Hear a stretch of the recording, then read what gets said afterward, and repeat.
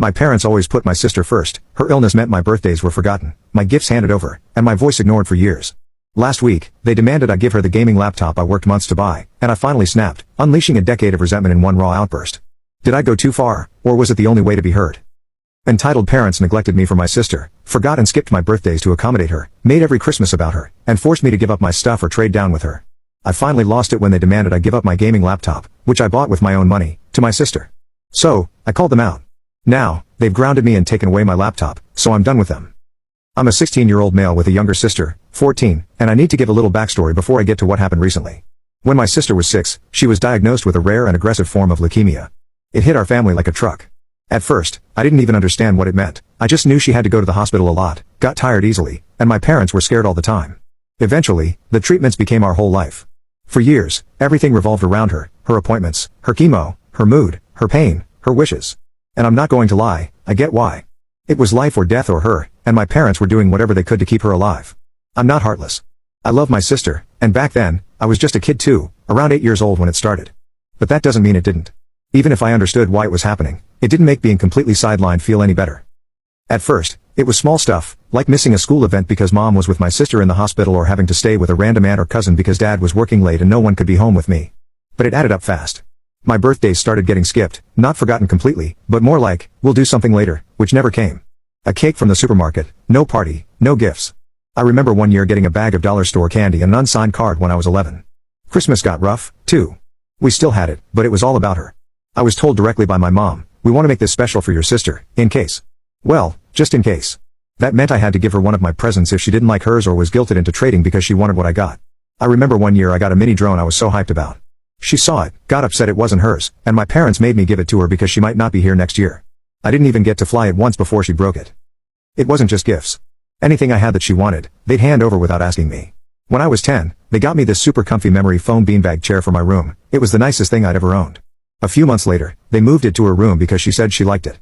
That was that, no discussion. I came home one day, and it was just gone. I asked, and my mom said, well, your sister needs somewhere soft to rest after treatment. Even my food wasn't mine. If I came home with a treat, like cupcakes from a class party, I was always told to give them to her. Be a good brother. She's been through a lot. Sometimes she'd ask me directly, and if I said no or hesitated, it was like I'd committed a crime. My parents would look at me like I'd kicked a puppy. If I didn't bring something home for a while, they'd straight up ask, did you eat it already? With this judgmental tone, like, how could you? One time, we went to see Santa at the mall. I was probably 12, and she was 10. They gave out random toys to each kid in line. I got something kind of cool, a DIY robot bug kit. She got a pink, glittery craft thing. I offered to trade because she looked upset, and my mom nodded like she expected it. That became the standard. Every year after, if I got something nicer, I had to trade down so she wouldn't feel bad. I ended up with a lot of sparkly stationery sets and jewelry bead kits. I hated it. When she finally finished treatment around age 11, things didn't magically go back to normal. Everyone was so used to making everything about her that I think they didn't know how to stop. She was still fragile, still recovering, still deserving of extra. I was background noise. No one said it, but I felt it constantly. It didn't help that I didn't complain much. I think I was scared, too. I didn't want to be the brother who made things about himself while his sister was sick. But I kept everything inside, and it started eating at me. I felt invisible, like I was there to play the part of the grateful, selfless older brother in some sad movie, but I didn't matter outside that role. My parents never really saw it, or if they did, they ignored it. They always said I was such a good kid, so mature. What they meant was I didn't cause problems. I didn't make their lives harder while they were drowning in my sister's illness. I get that they were overwhelmed, but that doesn't mean I didn't deserve birthdays, a little privacy, or to keep the things I loved. Fast forward to last Christmas. My sister got a new phone and a custom skin for her Switch. I got clothes, not even nice clothes, just basic shirts and pants. Nothing else. I didn't say anything because, honestly, I'd stopped expecting anything by then. That's when something in me snapped. I gave up on the idea that I'd ever be treated like I mattered in my own family. So, I started focusing on what I could control. I'd gotten a part-time job over the summer, a few hours a week, then more when school started. I saved every paycheck, didn't buy snacks or games for months because I had a goal. I wanted a gaming laptop, something that was mine, that no one else picked out, handed down, or expected me to share. My two best friends knew I was saving up, and for my 16th birthday last month, they didn't get me a gift. Instead, they gave me cash toward the laptop fund. Hey guys, real quick, I hope you're enjoying the story. Don't forget to subscribe, it would really help the page. Thanks for supporting. I was so close to the total by then that I finally pulled the trigger and bought it. They even came with me to pick it up. It was one of the best moments I've had in years, not just because of the laptop, but because it was the first time in forever I did something for myself, and nobody got to ruin it. That brings me to last week. I got home from school and found my parents and sister sitting in the living room. The TV was off, and they were just waiting. I knew right away something was up. My dad said they'd been talking, and my sister had started getting into PC games because her friends were playing online. My mom chimed in, "Since you have that new gaming laptop, we thought it would make more sense to let her use it instead of buying another one. Of course, you could always share it." In that moment, something inside me broke. I didn't think, I exploded. Of course she should have it. Why not? She gets everything else. My mom's mouth dropped open, and my dad looked stunned, but I couldn't stop. It was like every moment I'd bottled up for 10 years came pouring out. I shouted, "You want her to have my laptop? Cool, take it. While you're at it, she can have my bed, too, since hers is brand new, and mine's the same one I've had since I was 4. Ash can have all my clothes, too. I'm sure she'd love some worn out jeans and a hoodie with holes in it." They started saying my name, trying to calm me down, but I got louder. "She gets everything I have anyway. That beanbag chair? Mine. That drone? Mine. Every treat I ever brought home? Mine. Even my Santa gifts were swapped out. I've been nothing but a spare part in this family for years, and now the one thing I saved for, worked for, you want to give away like it's yours to decide?" I turned to my sister, who still hadn't said anything, just sat there like a statue. I kept going. "You know what? I didn't get cancer. My bad. I guess that means I don't deserve anything, right? Just be a good little brother, share, sacrifice, shut up. I did everything you asked. I stayed quiet, gave up my stuff, let her take my birthdays and holidays and any chance of feeling like I mattered, and you still want more?" My chest was heaving. I'd never yelled like that before. My voice cracked, and I felt this tightness in my throat like I was going to cry, but I didn't. I couldn't. My dad stood up and said, "What are you behaving like this for? This is not how you talk to your family." That almost made me laugh because now they cared how I acted, now that I wasn't quiet and agreeable, now that I was yelling, cursing, and refusing to roll over. I didn't say anything else. I walked to my room, locked the door, and my hands were shaking. My whole body felt turned inside out. For a second, I hated myself and felt guilty, but then I thought about it again, and the guilt faded. Things have been tense since. My parents aren't talking to me unless it's about chores or dinner. There's this weird coldness in the house now, like they don't know what to do with me anymore. I overheard my mom telling my dad, "He's changed. He's not the same kid." Maybe that's true. Maybe being ignored, used, and overlooked for a decade does that to someone. My sister still hasn't said anything to me about it, not mad, not apologetic, just distant, like she doesn't understand what happened or doesn't care enough to ask. I still have my laptop. They didn't take it or try to guilt me again after I blew up.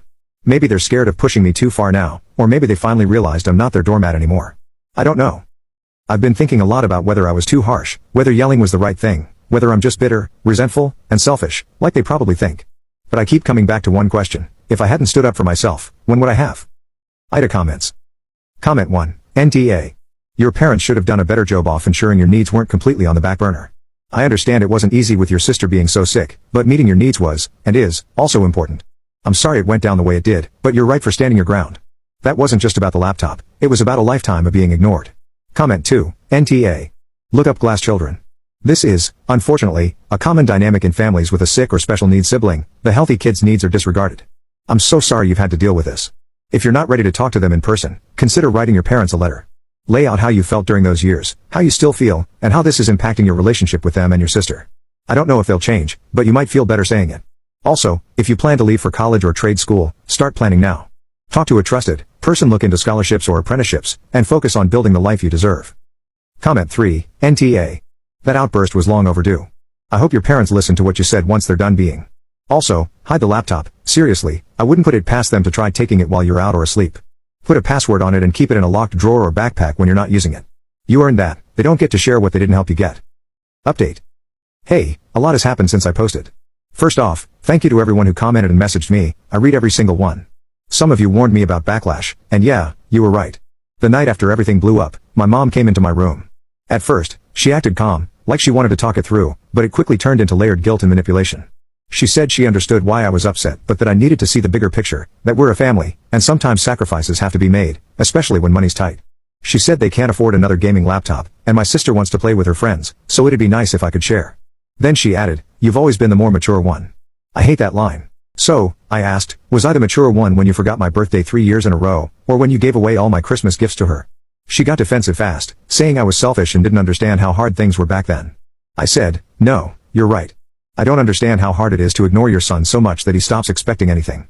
I don't understand how hard it is to see your kid cry because his stuff was handed to his sister, and he was told to smile about it." She told me to watch my tone. I said, "Why? You never cared about it before. I could have gone missing for 2 days, and you wouldn't have noticed." That's when she snapped. She yelled that I was being cruel, twisting things, and needed to come to my senses.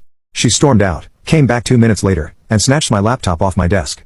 I stood up and tried to grab it back, but she said I was grounded and wouldn't get it back until I apologized and agreed to share it like a decent human being. I looked at my dad, who was standing in the hallway the whole time, not saying a word, not looking at me, just blank, like none of it mattered. My sister was sitting on the couch when this went down, didn't say a word, didn't look upset, didn't tell them to stop, just sat there like it didn't involve her. So, yeah, that's where we're at. I'm grounded, my laptop's gone, and I have no phone access unless it's school related. My mom says I'm on thin ice. I've been giving them the coldest silence I can manage without getting in more trouble, but inside, I'm raging. I don't feel guilty, I'm not questioning myself, I'm not confused, I'm just done. When I turn 18, I'm out. No half measures, no soft goodbyes, I'm cutting them off. I'll never forgive them for what they've done to me, not just now but for years. This wasn't one bad moment, it's a lifetime of being treated like I don't matter. I swear, I'll never let them do it again. I'll update you all the day I walk out of this house for good. Final update. Hey, Reddit. Not sure if anyone will recognize me, it's been over 2 years. But if you scroll back, the post is still there. I was the kid who went nuclear on his parents after they tried to guilt me into giving my gaming laptop to my sister after treating me like a spare part for most of my life. I moved out 3 months ago. It's taken me this long to think about posting again. I didn't want to write something fueled by anger or spite, I wanted to write from solid ground. I wish I could say things got better after the post, they didn't. After the fight, my mom came in with her let's talk routine, like she was being reasonable, but it wasn't a conversation. It was another lecture about how I used to be such a good kid, how I understood sacrifice, and how my sister had been through so much. The laptop was just the latest symbol of how I was failing to be the brother they needed me to be, obedient and invisible. They didn't take the laptop, but I couldn't use it without a fight. Every time I played a game or opened it for school, I got passive-aggressive comments. Must be nice to have time for fun. Hope your sister doesn't see that, it might hurt her feelings. Wow, all that money for one person's happiness. It got so I stopped using it. It sat on my desk, untouched, like a trophy I wasn't allowed to be proud of. Eventually, I sold it, not out of anger, but because it felt like the only way to stop the emotional beatdown. If I kept it, I'd have to keep explaining why I deserved it. If I sold it, the noise might stop. It didn't, but it changed. They lost it. My mom called me selfish, my dad lectured me like I'd sold the family car, but they couldn't undo it, which made them off more. After that, the gloves came off. I wasn't allowed to close my door anymore, wasn't allowed in my room with the light off, and my texts were read. I once got screamed at for coming home late from work because my sister had to unload the dishwasher, and it made her tired. My dad stopped talking to me unless it was to yell. My mom called me cold at least once a week, saying I was turning into someone she didn't recognize. I said, maybe you should have paid attention when I was younger, then you might have known who I was. She didn't like that. I stopped trying to make it work. I quietly prepared to leave, saved what I could from work, and started spending more time at my girlfriend's place. Her parents noticed things were off and offered me their spare room when I turned 18, so I took it. No big drama, I packed my stuff the morning after my birthday and left. They called, texted, said I was running away, and called me a coward. My mom said, what if your sister relapses, and you're not here? That hit hard, but was so predictable. They weaponized her illness against me for a decade. I didn't respond for a while, then texted back that I was safe, working, and not coming back, not for holidays, guilt trips, or family therapy, which would just be another round of how dare you make this about yourself. My sister's fine, no complications, no setbacks. I'm genuinely glad. I don't hate her, I don't even blame her for most of this. She was a kid in survival mode, too, just in a different way. We talk every couple of weeks, short, awkward calls. We're not close, we never really got the chance to be. I've been living with my girlfriend and her family for 3 months now. It's not paradise, but it's safe, quiet. No one yells when I go to the fridge, no one checks my phone. I'm working retail, figuring things out one day at a time. I'm done with my parents. I don't hate them, but I won't forgive them either. They didn't just make mistakes, they made decisions, over and over, that left scars I'll carry for a long time. To the people who commented on my first post, you gave me hope I didn't have back then. You made me feel seen when I thought I was just selfish. Thank you, truly. Thank you for watching the video.